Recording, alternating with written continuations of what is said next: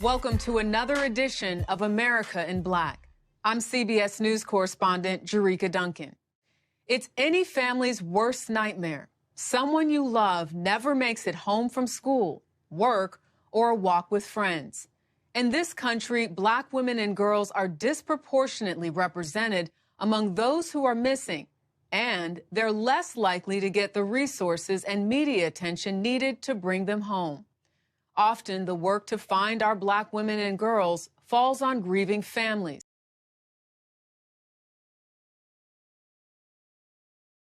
There is no urgency when it comes to us.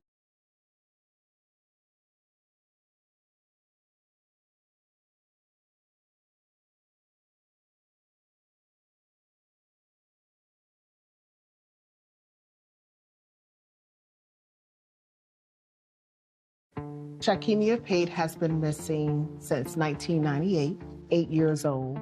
Alexis Ware, 29 years old, missing. Shariah Williams never returned home from school. Why?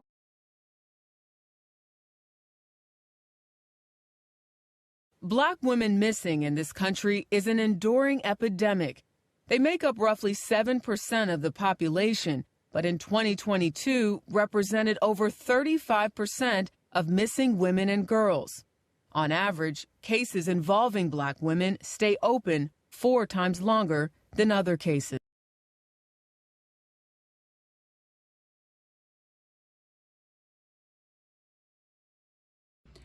So, really quick, I needed to make this video. The scariest shit just happened to me and my daughter while we were out shopping. We went into Walmart and I noticed that there was this group of men. They looked like they may have been Indian, Arabic, they were foreigners. And it was at least 6 of them working together and 2 women with them as well. I guess me and my daughter must have caught their eye. They began following us through Walmart. I'm talking the whole time that we were shopping, they were following us through Walmart. One of them made sure that they stayed in close range to me and my daughter the whole time we were in Walmart shopping. They kept making this weird eye contact with us. The energy was just really, really weird. And I told my daughter, I said, you see how they keep following us? She like, yeah. So we kept shopping. We finished up our shopping. We kept shopping. At some point, my daughter said that she was going to grab books or whatever. Now, this was a few minutes before I let her know that I caught the fact that they were following us. When it dawned on me that they were following us, I kept calling out my daughter's name. Sayani, are you okay? Sayani, Sayani, Sayani. And I was doing it intentionally. My daughter kept saying, huh, huh, huh, the whole time we were shopping. We get in line to pay for our stuff. 2 of them stood by the exit entrance on both sides. The other 2 got in line behind us. They picked up a few things, but they kept putting stuff down, picking stuff up, putting it down. And then I noticed that one of them absolutely paid for nothing. The other one, he grabbed like some gum and a pack of candy. So then I told my daughter, I said, let's go down to the Subway thing, because y'all know a lot of the Walmarts have a Subway inside the door. We go down to the Subway thing. We stand in line to order, what we was getting from Subway. 2 of them that were at the entrance at the other end, they stood in line behind us. When the guy gave us our food, they turned and walked out of the line. They ordered nothing. They went out the door before us. So I alerted security to let them know that, hey, they had been following us through the store. I'm not feeling safe right now. Can someone walk me and my daughter to our car? So we went back to the far end entrance where we actually had come in at, where the clothing part at, it's a food entrance and then there's a clothing part. We went out that door. When we got in the parking lot, the guy noticed that security was walking us out. They noticed. They pulled off in 3 separate cars. They kind of pulled up the parking lot real slow. So we pulled further up the parking lot to go into 5 and below. We went into Five and Below. One of the same guys that was following us around in Walmart, he got out one of the vehicles that they were in, and he started following us around in the Five and Below. Every time he walked past me, he made eye contact. So the third time he walked past me, I said, I'm glad I got my gun with me today. When I said that, he moved closer to the front entrance of the Five and Below. I noticed that there were two small young black girls in there, and they were making a purchase. They were in line behind me. And some said, don't leave them in the store by themselves. So I turned to the girls and I said, are y'all in here with y'all parents? And so the bigger girl looked like she probably maybe was like 12, 13 years old. Little bitty thing though. She said, no, we in here by ourselves. Our parents are in the parking lot in the car. Spirit kept saying, don't leave them in the store by themselves. Don't leave them in the store by themselves. So I decided to wait. It was a good thing that I waited. This was the scariest shit to me, y'all. So I waited.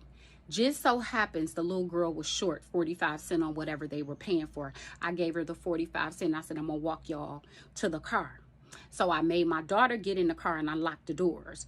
And I walked the little girls to the car where their mom was sitting in. And so I told their mom, I said, hey, you can't do this anymore. I said, you see those group of foreigners that just left out of here and got in those two separate cars with that big white van?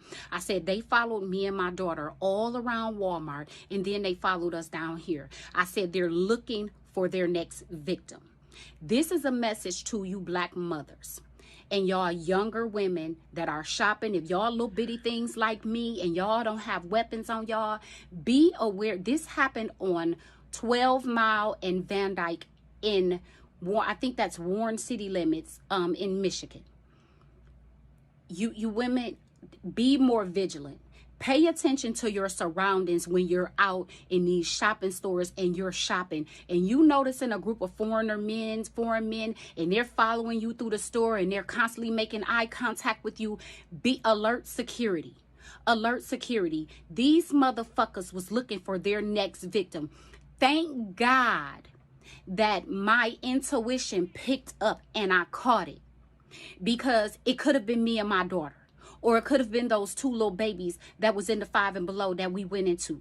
Be careful when y'all out here shopping. Don't be just shopping and on y'all cell phones and got y'all AirPods in y'all ears and y'all not paying attention to y'all surroundings. Because I'm going to tell y'all something.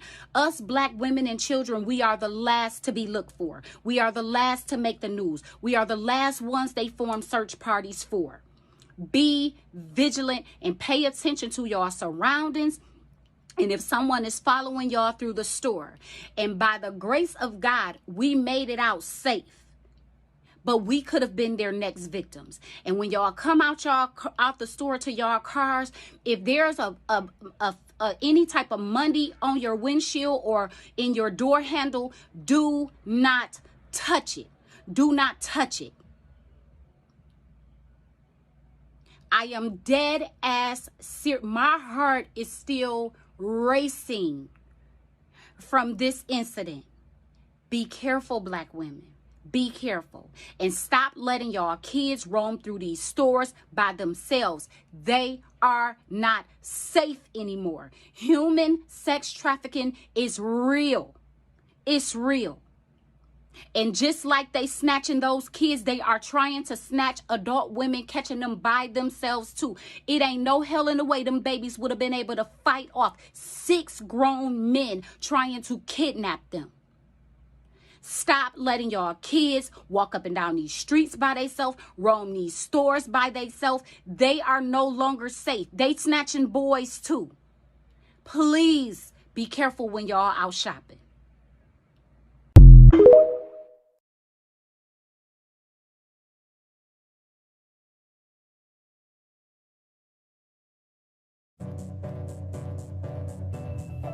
Typically, when a young woman or girl of color is reported missing, that case isn't taken seriously by law enforcement.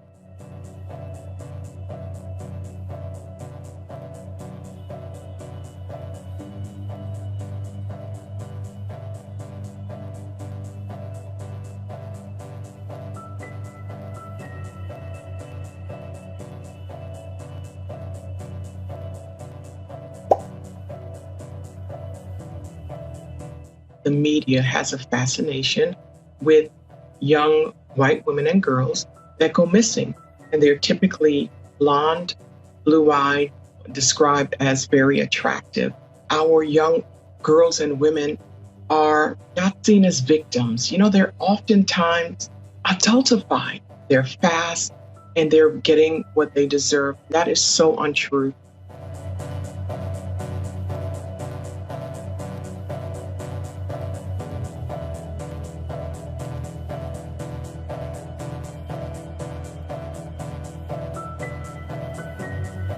Our young girls and even boys are victims of sex trafficking. That is a multi-billion-dollar industry. They target Black women and girls because, one, no one is going to look for them. And if they were caught, the penalty will not be as harsh as trafficking anyone else.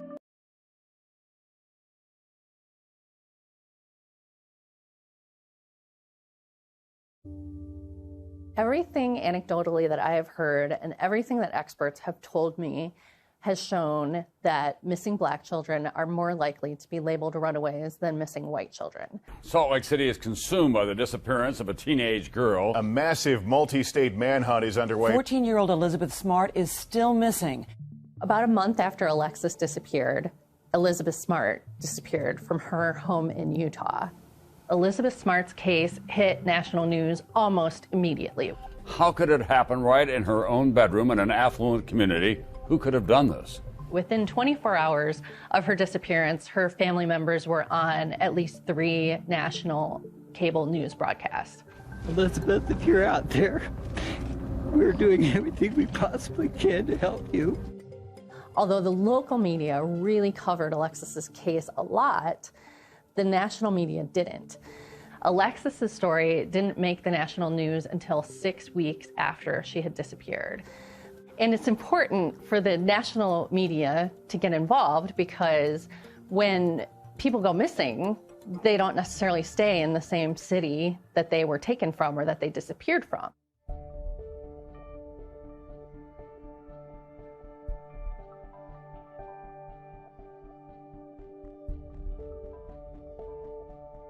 Not long after Alexis and Elizabeth disappeared, the late PBS reporter Gwen Ifill coined the term missing white woman syndrome. Beautiful, usually blonde, attractive white women get a lot more media attention than Black women and girls who go missing.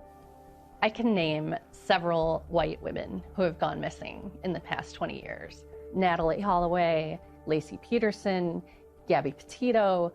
They're all over the news. And how many missing Black women or girls can we name who are missing?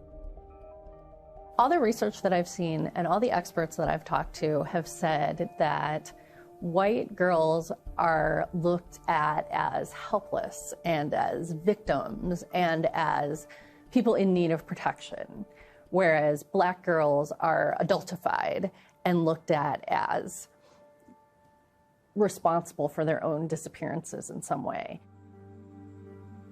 One theory is that the police are the ones who put out the news releases and give reporters information so that when they don't tell reporters about missing Black children or adults, the reporters don't know, the reporters don't cover it. And another issue that has come up is implicit bias on both the part of police and journalists. Both of those fields are staffed by mostly white people. There is no urgency when it comes to